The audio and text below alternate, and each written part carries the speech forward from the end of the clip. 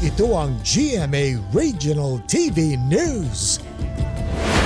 Mainit na balita mula naman sa Luzon, hatid ng GMA Regional TV. Tila walang sinasanto ang magnanakaw na nanloob ng isang simbahan sa Mangaldan, Pangasinan. Chris, ano-ano ba yung mga nanakaw?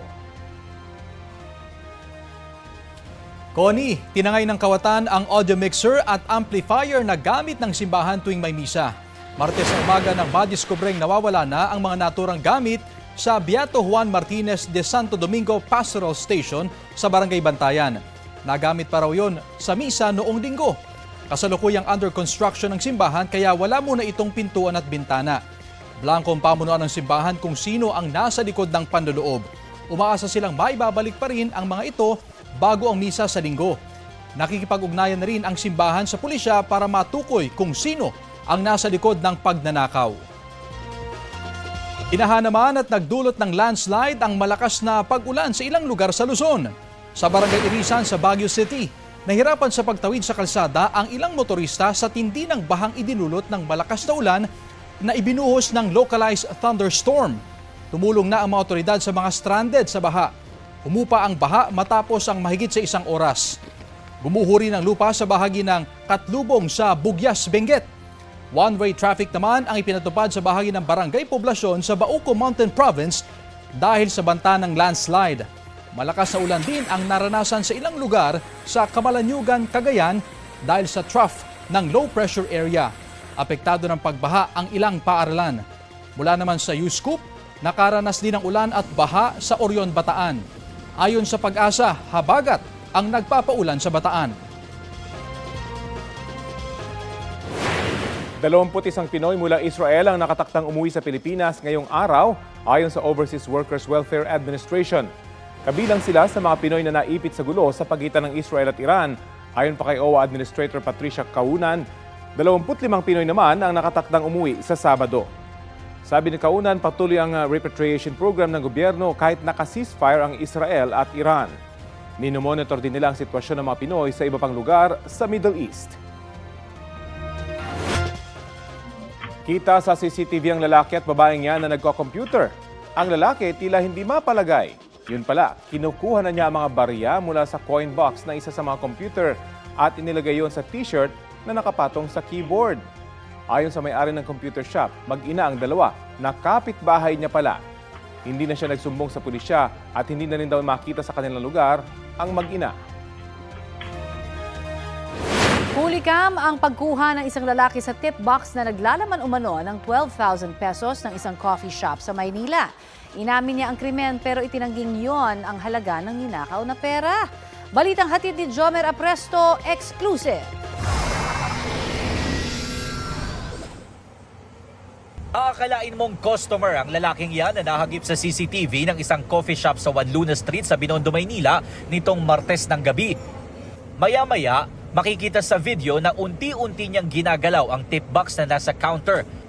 Umalis pa siya saglit. At pagbalik, tinangay niya ang tip box. Ayon sa pulisya, pasara na ang coffee shop nang malaman ng mga empleyado na nawawala na ang kanilang tip box.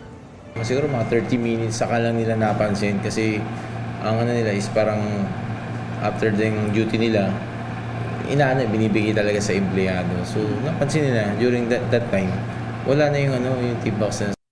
Sa kuhang ito, makikita pa ang 19 anyos na suspect na dali-daling lumabas ng coffee shop pero hindi na niya bitbit ang tip box.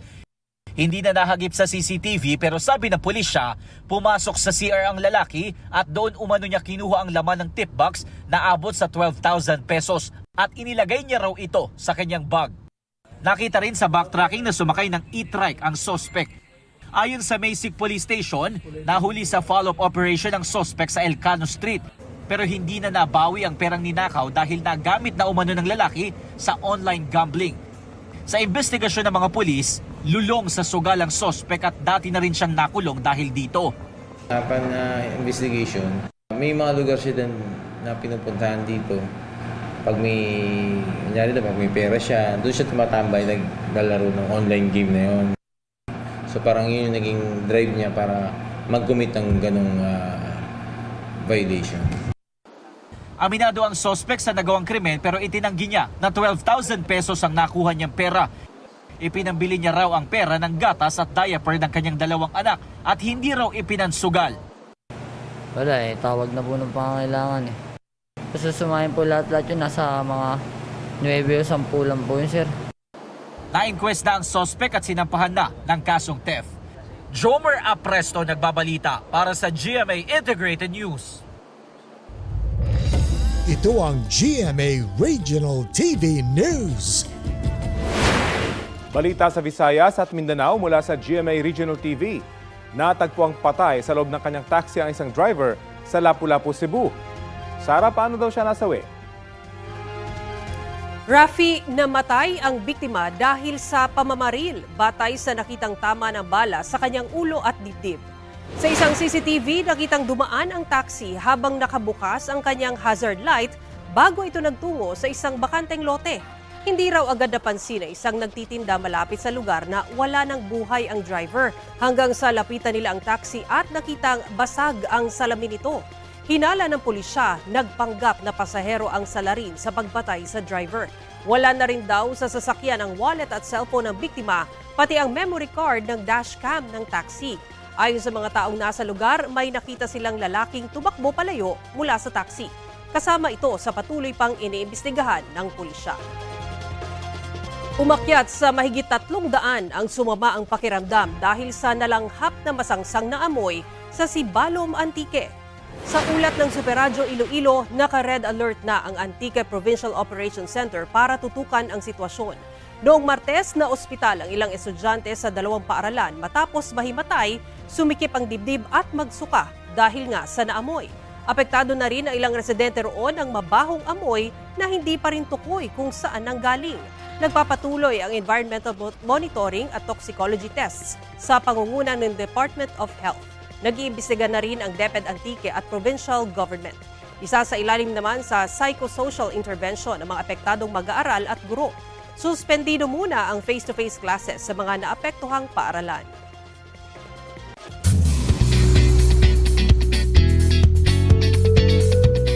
Webes latest mga mare at pare, ready nang maghatid ng weekend saya sa United Kingdom sina Julian San Jose at River Cruz.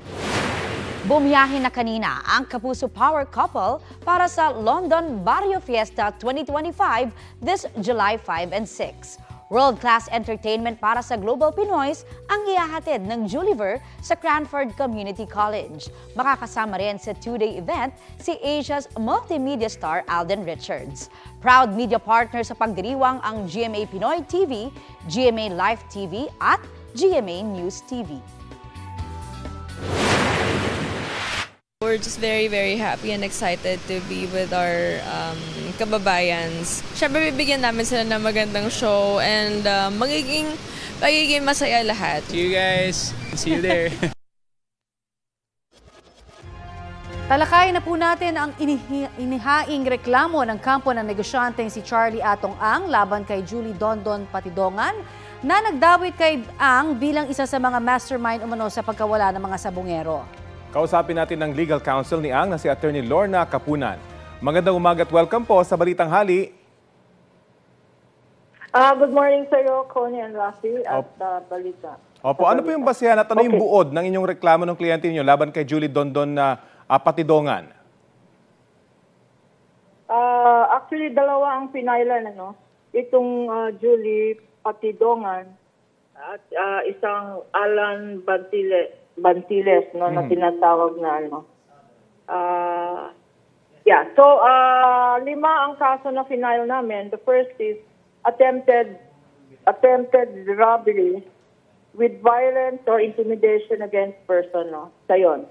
Pangalawa, meron kaming final na grave threat. The third case is grave coercion. The fourth case is murder or cyber libel. And the fifth case is incrimination against innocent person. So, 5 ang final na complaint kaninang umaga. Ano pong reaksyon nyo sa sinabi ni Patidongan na sa pagsasampa daw ng reklamo ni Ang laban sa kanya, parang kinasuhan na rin daw niya yung kanyang sarili? Hindi namin maintindihan what he means, Kasi yung sinasabi naman niya, wala namang kinalaman dyan. The group of ang Gretchen and others mentioned, they are an investors group yan. Hindi sila operation. Ang talagang farm operator, ang mga operators dyan is somebody like a Don, Sila nga yung in charge ng operations on the ground. Don was the one who hired people. He was in charge of construction, of buildings, etc., etc. At dyan siya yumaman. Nalaman lang recently that he had his own separate operations, separate from what his official duties are for the company, for for the company. So, dyan siya yumaman. And in fact, he amassed so much wealth na tumakbo yan ng mayor ng isang town in Surigao. And doon siya naubusan ng pera. And that's why he started extorting. As of February, he already started calling the investors group, yung tinatawag na A group, sila Atong Ang, etc., to extort money. Opo. In the case of Atong Ang, it was 300 million. And this is already part of the evidence of our witnesses, and meron pang recorded messages of Don himself and his co-accused here, the respondent. Opo. Na naging si Brown ang pangalan niya, no? Attorney, na naging medium for the extortion. Opo, Attorney, sinabi po kasi ni Don sa panayam ng GMA Integrated News na talagang siya daw walang kinalaman dito sa kaso ng pagkawala ng mga sabongero. Pero sinasabi niyo ngayon na pwedeng baliktad. Siya ngayon ang principal. Posibleng principal. In fact, he's the principal. He's the principal because siya directly, all the people mentioned. Merong case sa RTC Manila, the people mentioned there who have disappeared, na hindi malaman kung saan sila. These were people under him, no? So siya may direct control over operations in Batangas, in Laguna, and in Manila. Sa kanya yon, siya ang in charge. He had direct control and supervision. Hindi pwedeng sabihin sila Atong Ang. They're just an investors group. They're not part of the operations, and the day-to-day operations. So, if there is anybody directly responsible, it is him. Kanya lumabas na sila Atong Ang file because he wants to aid. Ngayon na in-investigate ng Secretary of Justice, Remulla, and also the police authorities, and all the way to the Supreme Court. And the President himself said, we have to find out who the real perpetrators are. Sino talaga ang involved dito? And that is why yun ang talagang intention ng isang Atong Ang to come out with the truth, that they are not the ones involved, that it would seem from the witnesses that we have, that it is the whistleblower himself, si Don, no? And sa definition ng whistleblower, it should be the one who is least guilty. He is the most guilty here. Okay. And that is why baka magkamali na maniwala ang investigating agencies at ang DOJ. That's why ang statement ng Atong Ang is they will give full support and transparency on what they know. Attorney, kailan ba huling nakatrabaho po ni Mr. Ang itong si Patidongan? At paano ba naghiwalay ang kanilang landas bilang mag-amo? Dahil sabi nga 15 years siyang nagtrabaho di umano, no, kay Mr. Atong Ang. Well, because alam mo itong isabong, naging isabong yan yung panahon ng pandemic. And so after the pandemic, ginawang illegal ang isabong. And since there was no longer any isabong, wala nang operations on isabong ang isang Atong Ang. And that was by order of the PAGCOR, no? And therefore wala na silang involvement in the isabong and these alleged mga disappearances. Okay. So but they continued because relations because especially nung tumakbo to ng mayor, sinulungan pa ni Mr. Atong Ang, nagbigay pa ng 12 million for his campaign fund. Because at that time, hindi pa lumalabas na trusted pa rin niya noon eh. Naging security guard lang yan, naging driver, and then because nga masipag, nakita niyang masipag, binigyan niya ng supervision and control yung mga farm operations, yung mga operations. All right. Until recently, until February. When he started to call, and he started extorting money. Doon lumabas yung pagkatao talaga nitong whistleblower na to. Okay. Hindi lang kay Mr. Atong Ang, the other members, the other investors group, Gretchen and 2 others mentioned, will be filing similar cases of coercion and extortion and grave threats. Okay. Ang sabi po ng DOJ, credible witness, may hawak din daw itong mga video. Alam mo ba kayo kung ano yung mga laman po nitong sinasabing magpapatotoo na video na ito doon sa ugnayan po ni Mr. Atong Ang dito sa kasong ito? Mukhang hearsay lahat yan, Kung meron ng evidence, dapat linabas na nila.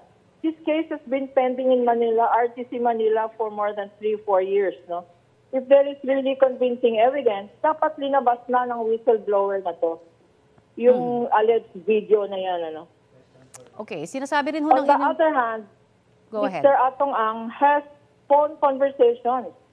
Phone conversations ang kasama si Don dyan on the extortion. Hindi hearsay ang evidence na ipipresenta sa mga complaints na to. We have evidence from... kasi meron rin sinabi si whistleblower, si Don, na he's being coerced to retract. That is not true. Yung retraction na yan, sila ang nag-offer na mag-retract. Yun ang consideration for, pag nagbigay daw ng 300, mag-execute sila ng affidavit of retraction. Retracting whatever it is they want to file or have yung statements nila, So, meron isang lawyer na kilala nila, and she has also filed an affidavit in connection with this case to say that they were the ones who asked Attorney Carol to draft the retraction because yun daw ang kapalit ng 300 million. So, hindi naman pumayag ang Atong Ang. Attorney, nabanggit nyo, tutulong na po. magbigay ng 300 million. Opo, nabanggit nyo po, natutulong si Mr. Ang sa investigasyon. Pero nag-reach out po ba siya dun sa mismo mga kaanak ng mga nawawalang sabongero? Well, I would think so, Kasi for the mean, hindi niya kilala. Ang totoo, hindi niya really kilala ang mga involved dito, Hindi niya kilala yung families. He has no connection with the victims or the families of the victims. Pero will he be willing to connect with the relatives para po maibsan yung kanilang pangungulila at masabi talaga na siya tutulong sa investigasyon? Of course. Whatever it is that Mr. Atong Ang can do to help, especially since the President himself said that there will be no hesitation to see who are really involved. Kung may police dyan, kung mayroong mga power play dyan, kung mayroong mga politicians dyan and celebrities, dapat transparent dapat ang investigation.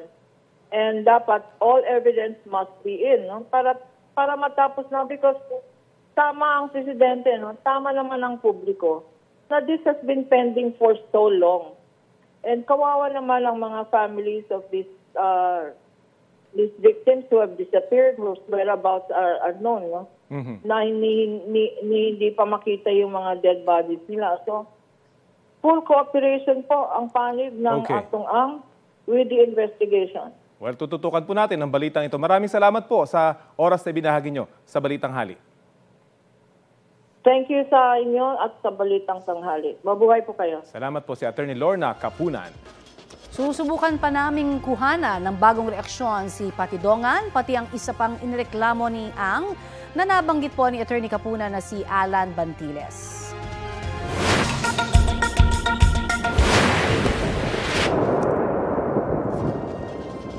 Makapal na usok ang pumailinlang sa California sa Amerika. Maririnig din ang mga sumasabog na paputok. Kasunod yan ang pagsabog sa isang imbakan ng mga paputok sa Yolo County. Nasunog ang mahigit 30 hektarya na lupa sa paligid ng bodega. Dahil dyan, pinalikas sa mga nakatira malapit sa lugar. Inaalam pa kung bakit nagkaroon ng pagsabog at kung may nasaktan sa insidente. Balik tayo sa mga balita sa bansa. Wala raw special treatment at hindi raw isa sa ilalim sa hospital arrest si dating Congressman Arnie Teves. Sinabi yan ni DILG Secretary John Vic Remulla matapos i-discharge si Teves sa Philippine General Hospital nitong Martes. Ayon sa Bureau of Jail Management and Penology, ibinalik na si Teves sa kanilang detention facility sa Taguig.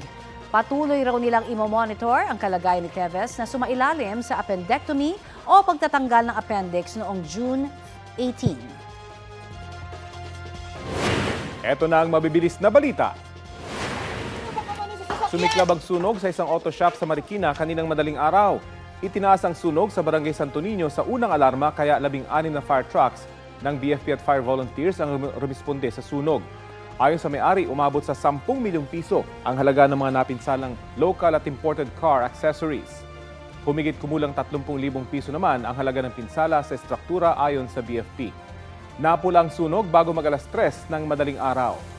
Pinaghihinala ang nagsimula sa unang palapag ang sunog. Patuloy na inaalam ang sanhi ng apoy. Halos kalahating milyong piso ang na-charge sa isang lalaki matapos manakaw ang kanyang wallet sa Quezon City. Ang suspect ginamit ang 3 niyang credit card para mag-shopping.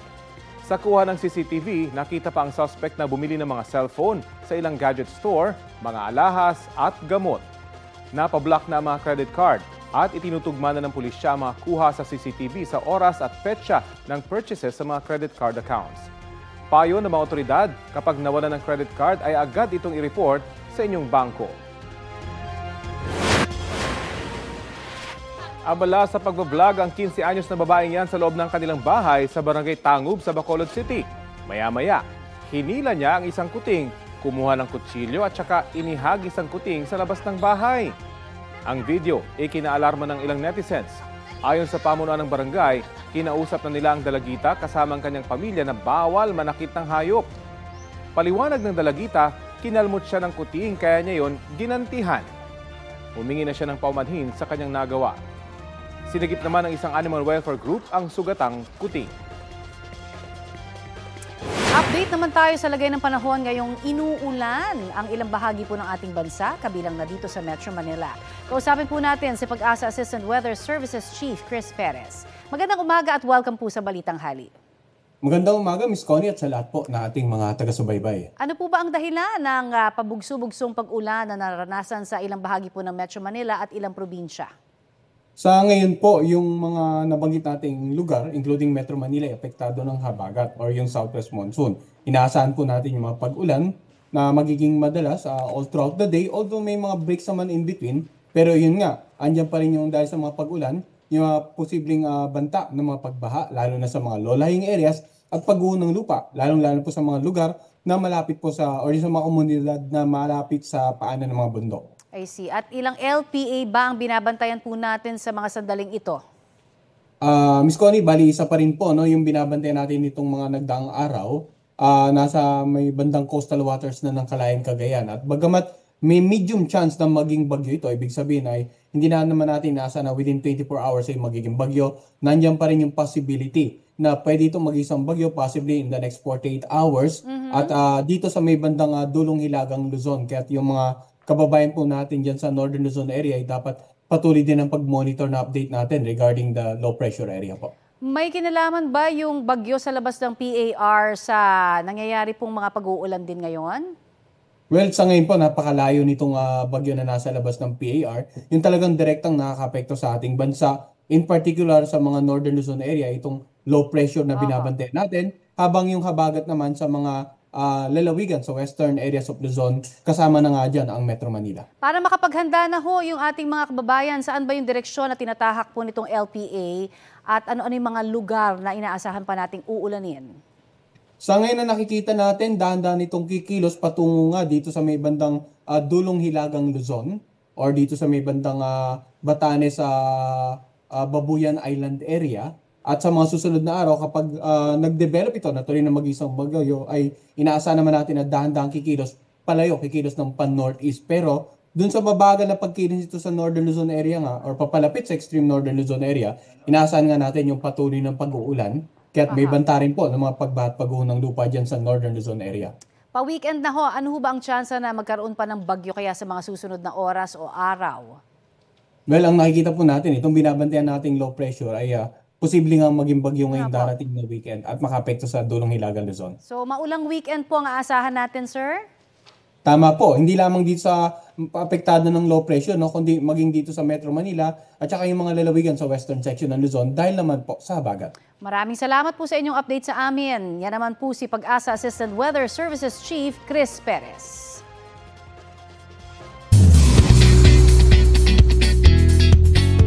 After ng Engranding Beyond 75, the GMA Network Anniversary Special, isa pang dapat abangan ng mga kapuso ang GMA Gala 2025. 1 month to go at GMA Gala 2025 na sa August 2. Expect a bigger, more unique and mas bonggang GMA Gala na nataon pa sa 75th anniversary ng Kapuso Network. Chika ng event stylist para sa GMA Gala this year na si Gideon Hermosa, asahan ng ibang kulay na gagamitin sa event. Totally different daw sa mga nagdaang gala. July 2022 nang ilunsad ang GMA Gala na isang annual event kung saan tampok ang mga Kapuso stars at iba pang showbiz personalities. This 2025 na,